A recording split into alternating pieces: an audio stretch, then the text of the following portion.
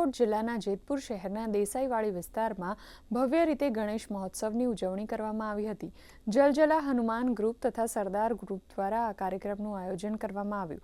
આ પવિત્ર અવસરે ગુજરાત વિધાનસભાના ધારાસભ્ય જયેશભાઈ રાદડિયા, બિંદિયાબેન મકવાણા સહિતના મહાનુભાવો ઉપસ્થિત રહી ગણેશજીના આશીર્વાદ મેળવ્યા હતા।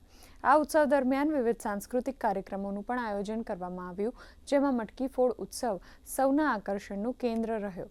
સાથે જ ભક્તિ ગીતો, ગરબા અને લોકનૃત્યો દ્વારા સમગ્ર વાતાવરણને આધ્યાત્મિક અને આનંદમય બનાવાયું હતું।